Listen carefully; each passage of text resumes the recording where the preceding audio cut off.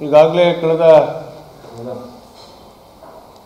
ವಾರ ನಾವು ತಮ್ಮಣ್ಣ ಸಾಹೇಬರು, ನಾವು, ನಮ್ಮೆಲ್ಲ MLAಗಳು, ಮಾಜಿ MLAಗಳೇ ಸೇರಿದಾಗೆ ಕುಮಾರಣ್ಣವರ ಕಾರ್ಯಕ್ರಮವನ್ನು 15ನೇ ತಾರೀಕು ಆಯೋಜನೆ ಮಾಡಲಿಕ್ಕೆ ಈಗಾಗಲೇ ಒಂದು ತೀರ್ಮಾನವನ್ನು ಮಾಡಿದ್ವಿ. ಕುಮಾರಣ್ಣವರು ಅವತ್ತು ನಾವು ಕಾರ್ಯಕ್ರಮ ಆಯೋಜನೆ ಮಾಡಬೇಕಾದ್ರೆ ನಾನು ಶಾಲಾ ಮಹೇಶ್ವರ ಪ್ರಮುಖರು ನಾವು ಡೆಲ್ಲಿಗೆ ಹೋದಂಥ ಸಂದರ್ಭದಲ್ಲಿ ಒಂದು ರೀತಿ ನಾವು ಬಲವಂತವಾಗಿ ನಾವು ಕಾರ್ಯಕ್ರಮ ಮಾಡಲೇಬೇಕು ಮಂಡ್ಯದಲ್ಲಿ ಅಂತಕ್ಕಂಥದ್ದನ್ನು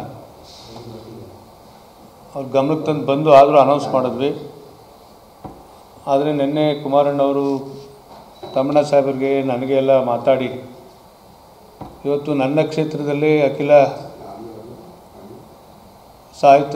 ಭಾರತ ಸಾಹಿತ್ಯ ಸಮ್ಮೇಳನ ನಡೀತಾ ಇರ್ತಕ್ಕಂಥ ಹಿನ್ನೆಲೆಯಲ್ಲಿ ನಾವೆಲ್ಲರೂ ನಿಂತು ಆ ಕಾರ್ಯಕ್ರಮವನ್ನು ಯಶಸ್ವಿಗೊಳಿಸ್ಕೊಡ್ಬೇಕಾಗಿದೆ.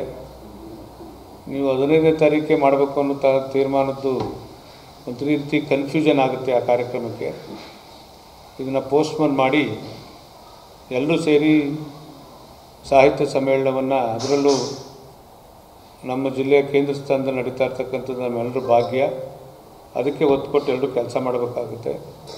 ಆ ಕಾರಣದಿಂದ ಈ ಕಾರ್ಯಕ್ರಮವನ್ನು ಸ್ವಲ್ಪ ದಿನಗಳು ಮುಂದಕ್ಕೆ ಹಾಕಬೇಕು ಅಂತಕ್ಕಂಥ ಒಂದು ನಿರ್ಣಯವನ್ನು ಮಾಡಿ ಹೇಳದಂಥ ಕಾರಣದಿಂದ ಆ ಕಾರ್ಯಕ್ರಮವನ್ನು ಮುಂದಕ್ಕೆ ಹಾಕ್ತಾಯಿದ್ವಿ. ಬೇರೆ ಯಾವ ಕಾರಣವಿಲ್ಲ, ಇನ್ನೇನು ಕಾರಣ ಇದೆ. ಜೊತೆಗೆ ಏನಂದರೆ ನಾವು ಈಗ ಅಭಿಮಾನಿಗಳಂದಮೇಲೆ ಇವತ್ತಿಂದನೇ ಈ ಪೋಸ್ಟ್ರು ಬ್ಯಾನರು ಹಾಕೋಕ್ಕೆ ಶುರು ಮಾಡ್ತಾರೆ. ಅದಂತ ರೀತಿ ನಾವು ಒಂದು ನಿರ್ಣಯನೂ ಮಾಡಿದ್ದಾರೆ.